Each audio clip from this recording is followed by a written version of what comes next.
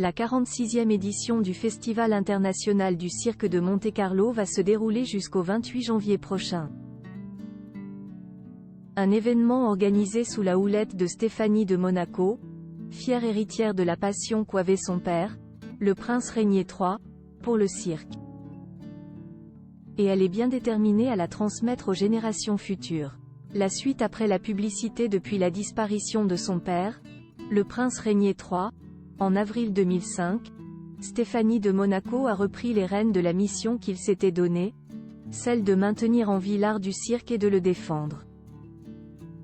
La princesse assure son rôle à la perfection puisque le Festival international du cirque de Monte-Carlo a célébré sa 46e édition cette année. Un cru très particulier puisque marquant la fin du centenaire du prince Régnier III, à l'origine de l'événement. Dans les pages de Point de vue en kiosque ce 24 janvier, Stéphanie de Monaco est revenue sur la passion que son papa lui a transmise au sujet du cirque.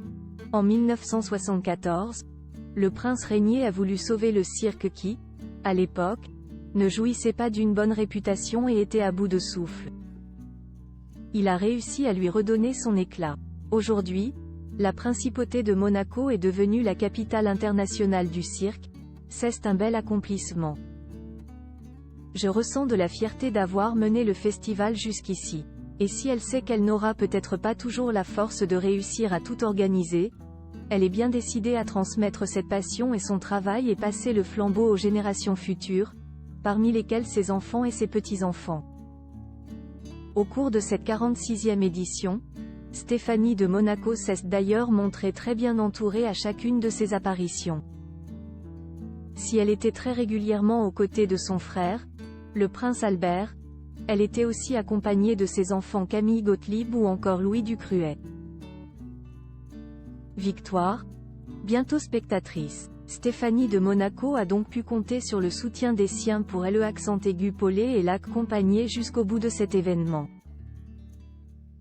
Malgré la fatigue générée par un rôle de jeune papa, Louis Ducruet a été un soutien sans faille.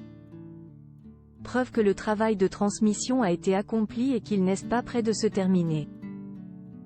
Stéphanie de Monaco l'a d'ailleurs confié au cours de son entretien.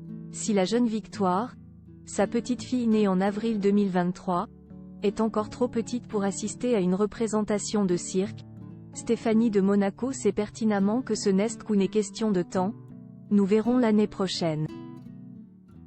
Mais je ne m'inquiète pas, Louis adore le cirque, Victoire devrait être à bonne école. Ce qui est certain, c'est que du haut de ses 9 mois, Victoire a déjà tout d'un sacré numéro. La suite après la publicité.